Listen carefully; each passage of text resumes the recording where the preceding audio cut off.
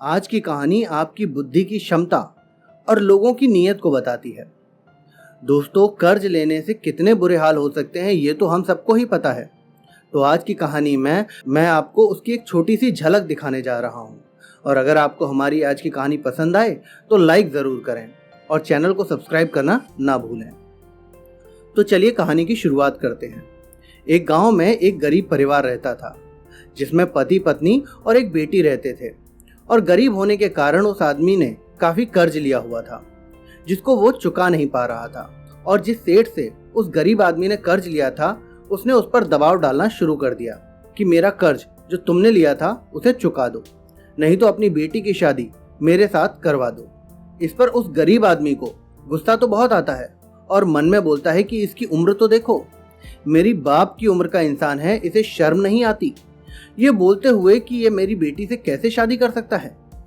जिसके बाद वो उसे बिना कुछ बोले वहां से चला जाता है और अपनी पत्नी से जाकर कहता है कि सुनो, जिस सेठ से मैंने उधार लिया था वो उसे चुकाने के लिए मेरी बेटी से शादी करना चाहता है, तो मैं क्या करूं। इस बात को सुनकर दोनों पति पत्नी को कुछ समझ नहीं आता है और दोनों ही इस पर सोचते सोचते परेशान हो जाते हैं। उसकी पत्नी अपने पति से बोलती है कि ये कैसी घड़ी आ गई है कि अब हमें पैसों के लिए अपनी बेटी का सौदा करना पड़ रहा है।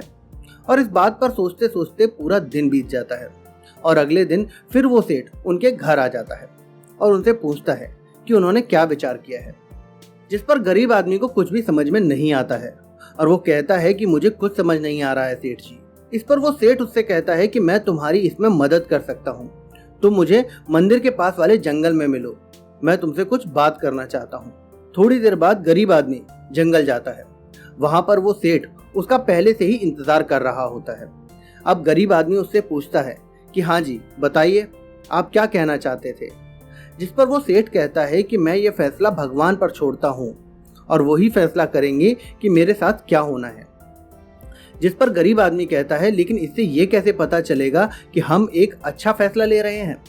जिस पर वो सेठ उससे कहता है कि कल मैं एक काम करूंगा, मैं बाजार से 2 झोले ले आऊंगा, उसमें 2 अलग अलग तरह के पत्ते रख दूंगा। एक झोले में हम एक हरा पत्ता रखेंगे और दूसरे झोले में हम एक काला पत्ता रखेंगे, जिसमें से मैं फिर तुम्हारी लड़की को उसमें से एक चुनने के लिए कहूंगा। अगर तुम्हारी लड़की ने काला पत्ता चुना तो उससे मेरी शादी हो जाएगी और उसने अगर हरा पत्ता चुना तो मैं तुम्हारा सारा कर्ज माफ कर दूंगा। ऐसा सुनकर गरीब आदमी उसे मजबूरी में हाँ बोलकर अपने घर चला आता है और अपनी पत्नी को सारी बात बताता है कि अगले दिन सेठ इस समस्या पर एक फैसला करेगा, जिसके लिए हमारी बेटी को भी साथ में बुलाया है। साथ ही वहां पर गांव के सब लोग भी मौजूद होंगे। अगले दिन वो दोनों पति पत्नी अपनी बेटी को वहां लेकर जाते हैं। फिर वो सेठ सबको 2 झोलियां दिखाता है और कहता है कि देखो, इनमें 2 पत्ते रखे हुए हैं और इनमें से लड़की जो चाहे वो चुन ले। जब वो आदमी उन पत्तों को डाल रहा होता है तो लड़की बड़ी चालाकी से देख लेती है कि उसने दोनों के दोनों पत्ते काले ही रखे हैं और उसमें एक भी हरा पत्ता नहीं है। अब समस्या और भी गंभीर हो गई थी क्योंकि दोनों में एक जैसे ही पत्ते थे। अब लड़की के लिए ये चुनना बड़ा मुश्किल हो रहा था। उसने सोचा ऐसे तो ये बाजी सेठ ही जीतेगा और हम बुरी तरह से फंस जाएंगे। जिसके बाद लड़की ने अपना दिमाग लगाया और इस समस्या से निकलने के लिए उसने एक राह को चुना। जब उस सेठ ने उसकी बेटी को बुलाया और कहा कि देखो, दोनों झोलियों में से तुम कोई एक झोली चुन सकती हो। अब लड़की ने अपनी बुद्धि का इस्तेमाल किया और लड़की ने एक झोले में से एक पत्ता निकाला और उसे नीचे गिरा दिया, जहां वो पत्ता जाकर बहुत से पत्तों में मिल गया। जिसके बाद वो सबसे माफी मांगती है कि उसने गलती से पत्ता नीचे गिरा दिया। अब वहां खड़े सब लोग सोचने लगते हैं कि ये तो मुश्किल हो जाएगा, अब कैसे पता चलेगा कि लड़की ने कौन सा पत्ता चुना था। जिस पर थोड़ी देर बाद सोचने पर लड़की बोलती है कि हम दूसरे पत्ते से पता लगा सकते हैं कि मेरा वाला पत्ता कौन सा था, क्योंकि एक ही पत्ता उसमें बचा है। इसलिए जब दूसरे झोले को चेक किया जाता है तो पता लगता है इसमें तो काला पत्ता बचा हुआ था, जिससे सेठ के वो बुरे इरादे सफल नहीं हो पाते हैं और गरीब आदमी का सारा कर्जा माफ हो जाता है। जिसके बाद वो गरीब आदमी कभी भी कर्ज ना लेने की कसम खाता है। तो दोस्तों, इस कहानी से हमें 2 सुविचार मिलते हैं। पहला, चाहे जितनी भी मुश्किल सामने क्यों ना आ जाए, अगर आपने अपने विवेक और बुद्धि का सही इस्तेमाल करेंगे तो हर समस्या से बच सकते हैं।